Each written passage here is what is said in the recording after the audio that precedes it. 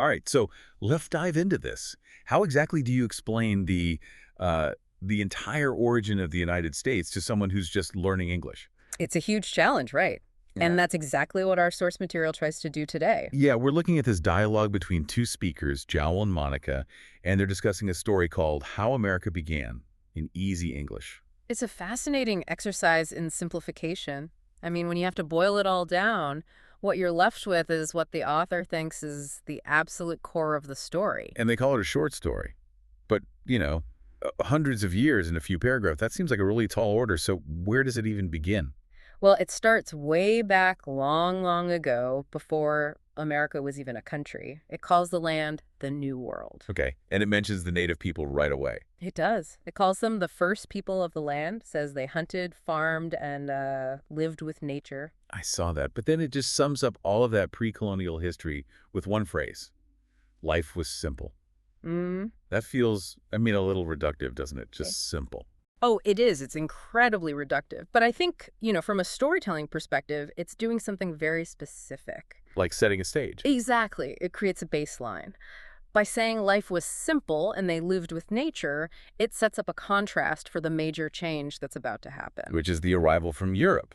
The ships. Right.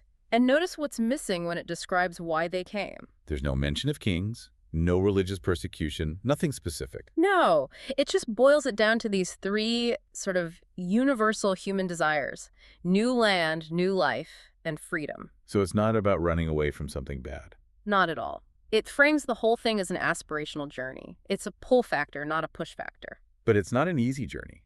The text makes a point of saying it was long and dangerous. Yes. And once they arrive, the focus immediately shifts to work, to labor. Building small homes and working very hard. That focus on physical work is, I think, the engine of this entire narrative. It's not about their ideas or their politics at this point. It's about the act of building. And that hard work is what kind of justifies their claim to the land. I think that's the narrative logic, yes. So we go from these small homes to growing towns. Slowly, more people came.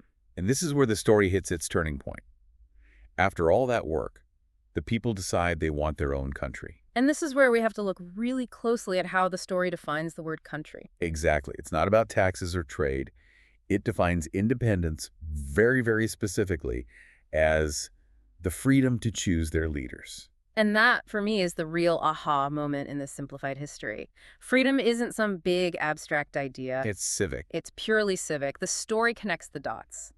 Because they built the towns with their own hands, they believe they've earned the right to choose who governs them. So that hard work leads directly to the desire for self-governance. And that leads to 1776. Yep.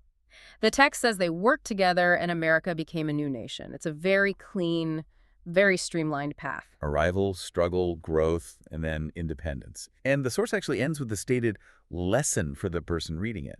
It does. It wraps the whole thing up in a neat little bow. It says, America began with hope, hard work, and the dream of freedom. Those three pillars. But again, we have to remember how it defined freedom just a moment earlier. Right. In this story, freedom is specifically the power to choose your own leadership. It's a powerful way to frame a national identity, even if it leaves a ton out. So for you listening, here's something to think about. This story argues that the defining characteristic of the nation, the thing that justifies its very existence, is that specific desire to choose one's own leaders. It really makes you wonder, is that still the core of the national identity today?